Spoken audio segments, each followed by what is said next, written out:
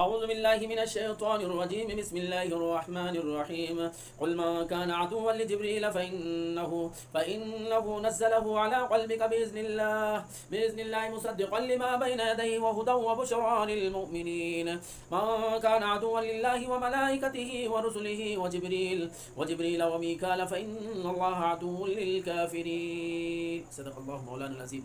یہ 97 اور 98 آیات سورہ بقرہ کی ترجمہ اس طرح ہے، آپ کہہ دیجئے کہ جو جبرائیل علیہ السلام کا دشمن ہے اس کو یاد رہنا چاہیے کہ وہ جبرائیل علیہ السلام ہی ہیں جنہوں نے تمہارے دل پر اللہ کے حکم سے وہ کتاب نازل کی ہے جو ان کتابوں کی تصدیق کرتی ہے جو اس سے پہلے آئی ہیں، اور وہ ہدایت ہے اور خوشخبری ہے ایمان والوں کے لیے۔ اور جو کوئی دشمن ہو اللہ کا، فرشتوں کا، اس کے رسولوں کا اور جبرائیل و میکائیل کا، تو اصل بات یہ ہے کہ اللہ تعالیٰ ایسے کافروں کا دشمن ہے۔ یہود کی گستاخیوں اور ان کی حد درجے اناد اور سرکشی کا یہاں پر بھی تذکرہ ہے۔ یوں آتا ہے کہ کچھ یہودی نبی پاک علیہ الصلاۃ والسلام کے پاس آئے اور انہوں نے آپ علیہ الصلاۃ والسلام سے کچھ سوالات کیے اور یہ کہا کہ اگر آپ یہ بتلا دیں تو ہم مان لیں گے کہ آپ نبی ہیں۔ آپ علیہ الصلاۃ والسلام نے ان سے عہد لیا کہ اگر میں تمہارے سوالوں کا جواب دے دوں تو کیا تم میری پیروی کر لو گے؟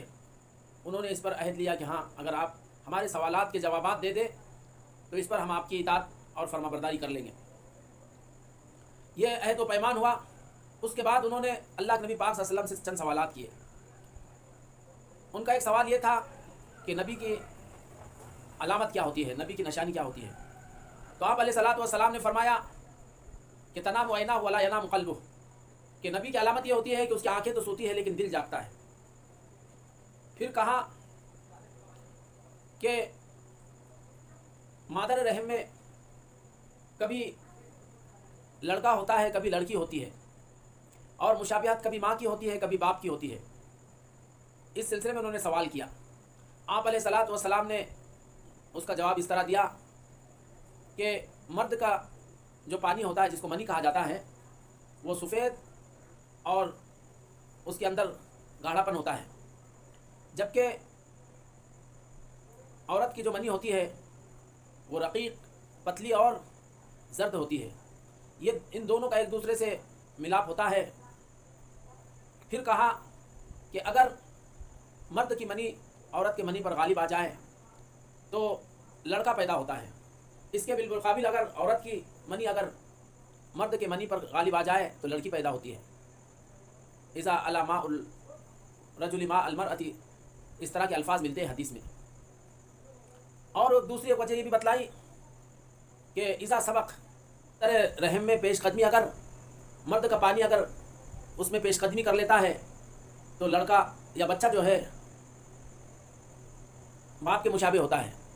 اس کے بالمقابل اگر عورت کا پانی یا منی وہ پیش قدمی کر جاتی ہے تو بچہ ماں کے مشابہ ہوتا ہے۔ یہ آپ صلی اللہ علیہ وسلم نے اس کے بارے میں بتلایا، تو انہوں نے اس کی بھی تصدیق کی کہ ہاں آپ نے سچ کہا۔ ایک سوال انہوں نے یہ کیا کہ حضرت یعقوب علیہ السلام نے اپنے اوپر اونٹ کا گوشت یا اونٹ کا دودھ کیوں حرام کر لیا؟ تو آپ صلی اللہ علیہ وسلم نے کہا کہ حضرت یعقوب علیہ السلام کو ایک بیماری ہو گئی تھی۔ انہوں نے غور و فکر کے بعد ایک یہ نظر مانی کہ اگر اللہ تعالیٰ مجھے اس بیماری سے شفا دے دے تو میں ایک چیز جو محبوب چیز ہے اس کو اپنے اوپر حرام کر لوں گا۔ اللہ نے شفا دے دی۔ غور و فکر کے بعد انہیں لحوم الابل والبانیہ کہ اونٹ کا گوشت اور اس کا دودھ انہوں نے اپنے ذات پر حرام کر لیا۔ یہ تمام گفتگو ہوئی یہودیوں سے۔ اس کے بعد آخر سوال انہوں نے یہ کیا کہ ہر نبی کا کوئی ولی ہوتا ہے فرشتوں میں سے، آپ کا ولی کون ہے؟ آپ علیہ الصلاۃ والسلام نے فرمایا کہ انما ولی من الملائکہ جبرائیل، کہ میرے ولی جو ہے، میرے دوست جو ہے فرشتوں میں سے وہ جبرائیل علیہ السلام ہیں۔ ان کمبختوں نے جیسا یہ حضرت جبرائیل علیہ السلام کا تذکرہ سنا، کہا کہ فإنہ عدو لنا، کہ وہ تو ہمارے دشمن ہیں۔ کیا کہا کہ وہ تو ہمارے دشمن ہیں، کہ انہوں نے ہم پر ہمیشہ آفتیں مصیبتیں لائی ہیں، انہوں نے ہمیشہ سخت احکامات لائے ہیں۔ یہ اس طرح انہوں نے تذکرہ کیا۔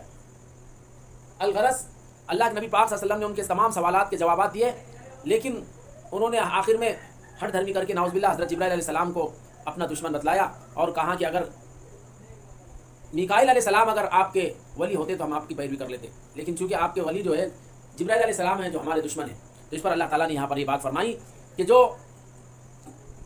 جبرائیل کا دشمن ہوگا وہ میکائیل کا بھی دشمن ہوگا۔ ظاہر ہے کہ جبرائیل و میکائیل اللہ کے دونوں عظیم فرشتے ہیں، کوئی تو اللہ کے وہ عظیم فرشتے اگر کوئی ان سے ایک سے دشمن ہوگا، ایک کا دشمن ہوگا تو وہ دوسرے کا بھی دشمن ہوگا، یہ لازم ملزوم بات ہے۔ اور نہ صرف وہ ان دونوں کا دشمن ہوگا بلکہ اللہ کا بھی دشمن اور اللہ بھی اس کا دشمن ہوگا۔ اللہ تعالیٰ نے یہ بات فرمائی یہاں پر کہ من کان عدوا للہ وملائکتہ ورسلہ۔ اصل قرآن پاک نے یہ بھی بتلا دیا یہاں پر اوپر کی آیت میں کہ جبرائیل علیہ السلام سے دشمنی کی ایک وجہ ان کی یہ بھی رہی، ان کو اصل حسد تھا، جلن تھا کہ آخر وہی محمد صلی اللہ علیہ وسلم پر کیوں نازل ہوئی اور آپ خاتم الانبیاء کیسے بن گئے کہ نبوت بنو اسرائیل سے بنو اسماعیل میں منتقل ہو گئی اس طرح۔ تو اس وجہ سے انہوں نے کہا کہ حضرت جبرائیل علیہ السلام کے سے دشمنی کا انہوں نے تذکرہ کیا۔ اللہ نے یہاں فرمایا کہ فَإِنَّهُ نَزَّلَ عَلَىٰ قَلْبِكَ، اصل کہ یہ ہوا کہ انہوں نے تمہارے دل پہ چونکہ اللہ کے حکم سے ایک ایسی کتاب نازل کی ہے کہ جو کتاب اس سے پہلی کی جتنی کتابیں ہیں تورات انجیل وغیرہ ان کتابوں کی تصدیق کرتی ہے اور وہ ہدایت ہے اور بشرا ہے، یعنی خوشخبری ہے ایمان والوں کے لیے، یہ کہا۔ اور پھر اس کے بعد کی آیت میں یہی کہا گیا کہ جو جبرائیل علیہ السلام کا دشمن ہوگا وہ نہ صرف جبرائیل علیہ السلام بلکہ وہ حضرت میکائیل علیہ السلام اور تمام فرشتوں اور اللہ تعالیٰ کا بھی دشمن ہوگا، اور اللہ بھی ایسے، اور جو اس طرح کی دشمنی کرے گا ایک فرشتے سے وہ ظاہر ہے کہ کہاں کے کافر ہوگا۔ تو اللہ نے فرمایا فَإِنَّ اللَّهَ عَدُوٌّ لِّلْكَافِرِينَ، اللہ تعالیٰ کافروں کے دشمن ہیں۔